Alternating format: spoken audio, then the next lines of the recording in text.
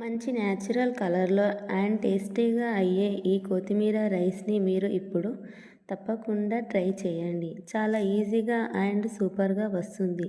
దానికోసం ముందు మీరు ఒక మిక్సీ జారులో కొత్తిమీర 1 కప్పు అండ్ పచ్చిమిర్చి 2, వెల్లుల్లిపాయలు టేస్ట్కి సరిపడా సాల్ట్ వేసుకొని మెత్తగా పేస్ట్గా చేసుకోవాలి. ఆ పేస్ట్ని పక్కకు పెట్టుకోవాలి. ఇప్పుడు స్టవ్ ఆన్ చేసి ప్యాన్ వేడయ్యాక అందులో తగినంత ఆయిల్ వేసుకోవాలి. అందులో పోపు దినుసులు వేసుకొని కొద్దిగా వేయించుకోవాలి.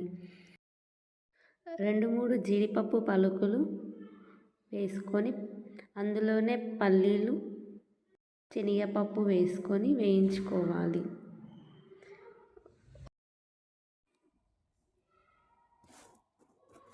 ఎండుమిర్చి 1 పీస్ వేసుకోవాలి. నేను మా బాబు లంచ్ బాక్స్ కోసం రెడీ చేస్తున్నా కాబట్టి నేను కొద్దిగానే వేసాను.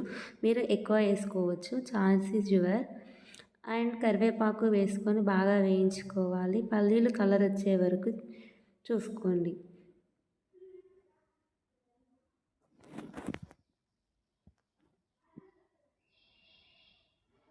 పల్లీలు కలరు వచ్చేసాయి. ఇప్పుడు మనం ముందుగా రెడీ చేసి పెట్టుకున్న పేస్ట్ వేసుకోవాలి.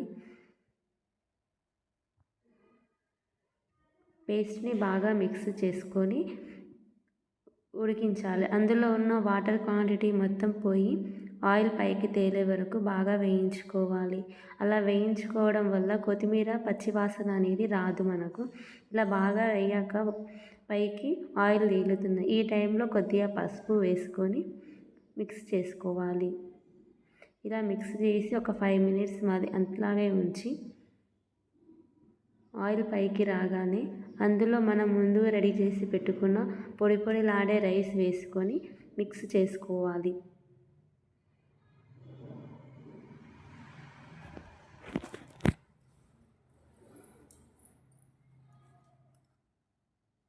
ఇలా మిక్స్ చేసుకున్న తర్వాత ఇందులో కొద్దిగా నెయ్యి వేసుకోవాలి. అలాగే నిమ్మకాయ కొద్దిగా పిండుకుంటే చాలా టేస్ట్గా ఉంటుంది, బాగుంటుంది. ఇంతే అండి, కొత్తిమీర రైస్ రెడీ అయ్యింది. చాలా టేస్టీగా ఉంటుంది, అలాగే ఈజీగా చేసుకోవచ్చు. పిల్లల లంచ్ బాక్స్లో కూడా సూపర్గా ఉంటుంది.